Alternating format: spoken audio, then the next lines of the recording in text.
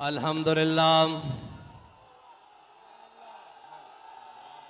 अल्हम्दुलिल्लाह नहमदुहु व नस्तईनुहु व नस्तगफिरुहु व नऊज़ु बिल्लाहि मिन शुरूरि अनफुसिना व मिन सय्यिआति अमालिना मन यहदिहिल्लाहु फला मुदिल्ल लहु व मन युद्लिलहु फला हादिय लहु व नशहदु अन ला इलाहा इल्लल्लाह वहदहु ला शरीक लहु व नशहदु अन्न सय्यदना व नबिय्यना व हबीबना व मौलाना मुहम्मदन अब्दुहु व रसूलुहु अम्मा बाद फ़अऊज़ु बिल्लाहि मिनश शैतानिर रजीम बिस्मिल्लाहिर रहमानिर रहीम व मन यतवल्लल्लाह व रसूलहु वल्लज़ीना आमनू फ़इन्न हिज़्बल्लाहि हुमुल गालिबून सदक़ल्लाहुल अज़ीम व सदक़ रसूलुहुन नबियुल करीमुल अमीन इन्नल्लाह व मलाइकतहु युसल्लूना अलन नबी या अय्युहल्लज़ीना आमनू सल्लु अलैहि व सल्लिमू तस्लीमा अस्सलातु वस्सलामु अलैका या सय्यदी या रसूलल्लाह व अला आलिका व अस्हाबिका या सय्यदी या खातमन नबिय्यीन। अस्सलामु अलैकुम कराची वालों, अस्सलामु अलैकुम अहलियान सिंध, अस्सलामु अलैकुम बाबुल इस्लाम अहलियान सिंध कराची वालों, अस्सलामु अलैकुम। मैं तुम पर 3 मरतबा सलामतियां इसलिए भेज रहा हूं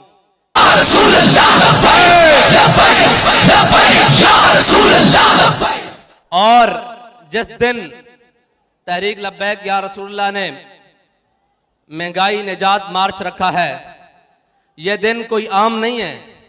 यह दिन 23 मार्च का दिन है जिस दिन हमारे बड़ों ने करारदाद पाकिस्तान मंजूर की थी कि हम वो वतन बनाएंगे जिसके रहने वाले खुशहाल होंगे, जिसके रहने वाले गैरतमंद होंगे, जिसके रहने वाले दीन इस्लाम पर कट मरने वाले होंगे, जिसके रहने वाले उस कानून और अदल के निज़ाम में रहेंगे कि उनको किसी किस्म की परेशानी नहीं होगी।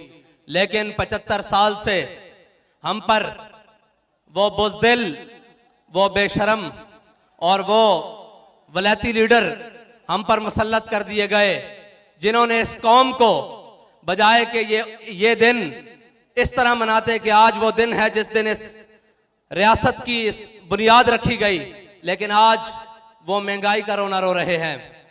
इसकी कसूरवार तकरीबन हम खड़ी, ये सारे गलाजत के पलंदे हैं जो कौम के गले में डाल दिए गए हैं। लेकिन अफसोस के वक्त और कुदरत ने बड़े मौके दिए इन सब को कि शायद ये सुधर जाएं।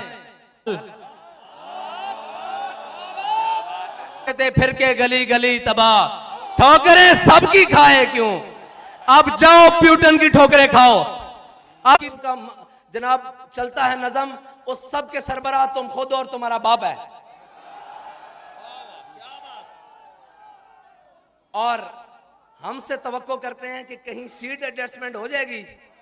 मैंने कहा आपके लिए हमने सिर्फ लिटर एडजस्टमेंट रखी हुई है।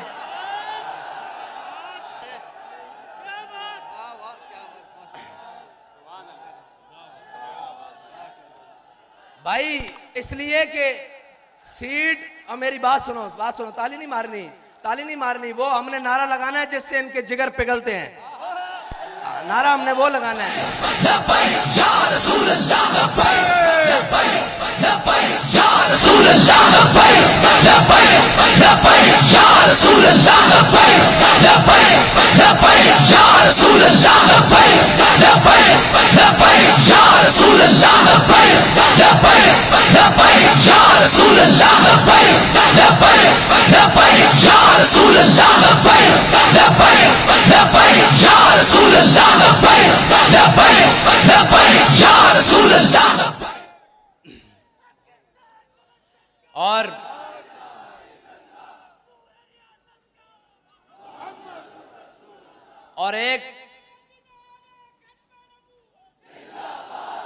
और एक मुनाफिक आजम जलील आजम साहब को आजकल अमर बिल मारूफ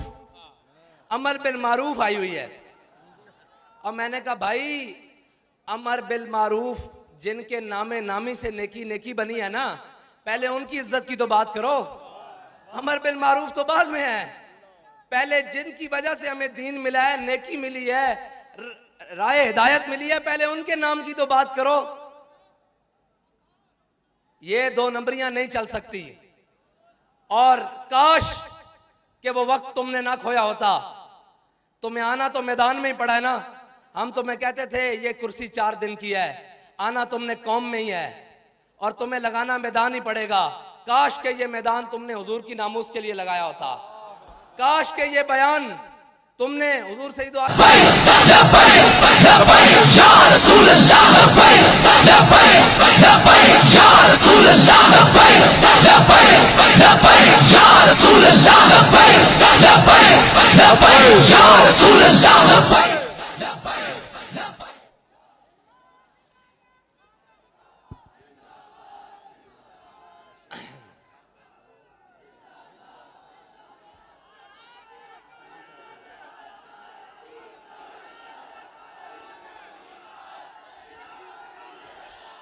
और जो बड़े पढ़ी लिखी हुकूमत लेकर आए और बड़े समझदार लोग लेकर आए कि ये मुल्क को संभालेंगे, उन पढ़े लिखों ने पाकिस्तान का हाल ये किया कि पहले पाकिस्तान सिक्योरिटी रिस्क पर था, इसको सरहदी खतरात थे, अब ये माशी रिस्क पर है। ये पढ़े लिखों ने हाल किया है इस पाकिस्तान का। और ये समझते हैं कि तहरीक लब्बैक वाले ऐसे ही उठकर आ गए हैं, इनको मैशत का क्या पता हो। मैंने कहा हमें सिर्फ वक्त और वो वक्त भी दूर नहीं है इंशाल्लाह। मैशत दुरुस्त करना पढ़े लिखों का काम है ही नहीं, मैशत दुरुस्त करना डंडे वालों का काम है। अगर पढ़े लिखों का काम हो गए तो आज जहांगीर तरीन साहब को सामने बिठा लो, वो कहेंगे सबसे ईमानदार मैं हूं। आज अलीम खान को सामने बिठाओ, सबसे ईमानदार वो है। सारों को छोड़ो, सबसे बड़े डाकू जरदारी को बिठा लो। अच्छा, उससे बड़ा चोर बाहर से इंपोर्ट करके बुला लो, नवाज शरीफ, उसको बिठा लो। वो कहेगा मुझसे दयानतदार कोई नहीं है। कौम का पैसा वापस लाने के लिए तुमने क्या क्या ढोंग किए, लेकिन तुम्हारी नीयत ठीक नहीं थी। अगर नीयत सही हो तो हमारे बाबा जी फरमाते थे, हजरत उमर बिन अब्दुल अजीज सिर्फ मस्जिद से चल के घर तक गए थे तो आधा इस्लाम नाफिज हो चुका था। तुमने कहा था मैं आते ही गवर्नर हाउस की दीवारें गिराकर इसको यूनिवर्सिटी बना दूंगा। हमारा यह दावा नहीं है कि हम गवर्नर हाउस गिराकर उसको यूनिवर्सिटी बनाएंगे। हमारा दावा यह है कि हमारा गवर्नर हाउस में नहीं रहेगा। उसकी इमारत को जहां भी सरकारी इस्तेमाल की जरूरत पड़ी हम उसको करेंगे। हम बात वो करेंगे जिस पर अमल करके दिखाएं। हम कौम को वो सब्ज बाग नहीं दिखाएंगे जो दिखाकर हमें यू टर्न लेने पड़े और झले सीता हथकड़ियां पा के फांसी वाली चक्की जाके यू टर्न नहीं लिया। साढ़े बाबा जी ने सानू यू टर्न सिखाया ही नहीं। हमारे बाबा जी ने हमें एक ही बात सिखाई है, कोई यार दी गल सुना मुल्ला, ना लम्बे पेंडे पा मुल्ला, ना इल्मा विच। ये जो जमा तफरीक की सियासत, ये जो मईशत का अदम इर्तिकाज है, ये सारी चीजें अगर कोई खत्म कर सकता है तो वो तहरीक लब्बैक या रसूलुल्लाह कर सकती है। क्योंकि ना हमारे किचन किसी ब्लैक लिस्ट और ब्लैकिए के पैसों से चलते हैं, ना हमारी गाड़ियों में पेट्रोल किसी 2 नंबर चीनी बेचने वाले के पैसों से आता है, ना हम इस मुल्क को खाने वालों के हेलीकॉप्टरों में सैर करते हैं। हमें जहां जरूरत पड़ी हम पैदल चल पड़ते हैं, जहां जरूरत पड़े साइकिल पे बैठ जाते हैं, जहां जरूरत हो गाड़ियों पे बैठ जाते हैं, जहां जरूरत हो जहाज पे भी बैठ जाएंगे, लेकिन कौम के लूटे हुए माल से नहीं।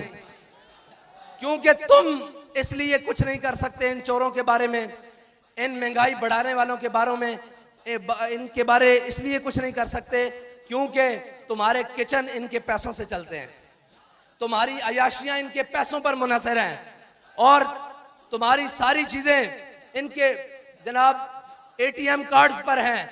हमारा एटीएम एक ही है कि उन्हें जाना, उन्हें जाना, उन्हें जाना, ना रखा गैर से काम। तो कराची वालों, बाबा जी हमें एक बात बता गए हैं कि चलने में बरकत है, जब तक चलते रहो आती रहेगी। और जितना तेज चलोगे, जितनी लगन से चलोगे, जितने इखलास से चलोगे, तुम्हारी मंजिल उतनी करीब होगी। लेकिन एक बात याद रखना मेरी, और वो बात को कान खोल कर सुन लेना कि तुम्हारा दुश्मन, तुम्हारा रकीब, तुम्हारा हासिद तुम्हें जेलों में लेकर जाकर तुम्हारा कुछ नहीं बिगाड़ सका। तुम्हें शहीद कर कर, तुम्हें जख्मी कर कर तुम्हारा कुछ नहीं बिगाड़ सका। अब वो तुम्हारी सफों में दरारें पैदा करने की कोशिश कर रहा है। अपने हाथ दूसरे भाई के हाथ में ऐसे थाम लो। ओहदों की क्या बात है यार, मैं अभी तुम्हारे साथ नीचे खड़ा हो जाता हूं।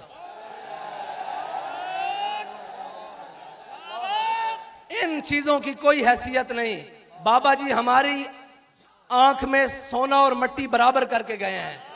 हम सब की मंजिल वो है कि हमने हुजूर के दीन को तख्त पर लाना है, और उसके लिए हमने आपस में जो अपने भाई हैं उनके बाजू पकड़ के रखने हैं, और नहीं जाना इस तरफ। यार मैनू कोई ऊंची गल हो, मुझे कोई ऊंची बात हो भी गई है, शान में कोई गुस्ताखी हो भी गई है तो क्या बात, तू ये तो देख कि जब तेरे नबी के बारे में गुस्ताखी हुई तो ये तो बंदा मैदान अमल में था या नहीं। कुछ नहीं होता। ये चार, अब दुश्मन की आखिरी ज़रब है, वो आपकी सफों को तोड़ना चाहता है, लेकिन आप अपनी सफें ज्यादा मजबूत करके उसको ये पैगाम दे दें कि मर जाएंगे जालिम। अब आपका पैगाम अपने आप को मुत्तहिद करना, और गली गली में जाओ, कूचे कूचे में जाओ, नगर नगर में जाओ, हर दरवाजा खटकाओ, उन्हें बताओ कि उम्मत के असल वारिस आ गए हैं, कौम के हकीकी तर्जुमान आ गए हैं, पाकिस्तान को अपनी मंजिल के तक पहुंचाने वाले वो लोग हुजूर के गुलाम आ गए हैं, जिनको ना इक्तदार की लालच है, ना जनाब पैसे की हवस है। उनको अगर किसी मकसद की लालच है वो ये है कि ये उम्मत हुजूर सैयद आलम सल्लल्लाहु अलैहि वसल्लम के दामन से वाबस्ता होकर खुशहाल हो जाए, और हम सब की निजात हुजूर सैयद आलम सल्लल्लाहु अलैहि वसल्लम के दीन के साथ और उनके निज़ाम से वाबस्ता रहने की है। इंशाअल्लाह ये जो महंगाई हुई है ना, इसमें कौम का भी एक कसूर है। आखिरी बात कर रहा हूं कि आप कह रहे थे तब्दीली आले नु आजमा लियो, थोड़ा जा आजमा लिये, अगर कोई मजीद कसर है तो फिर आजमा लो। है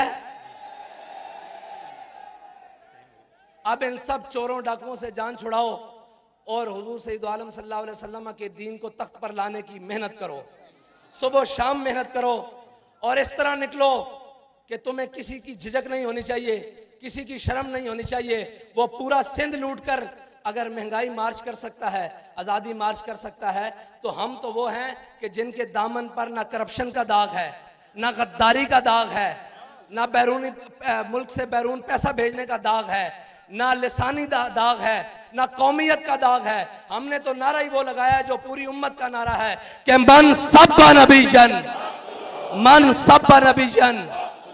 वाखिर दावाना अल्हम्दुलिल्लाह।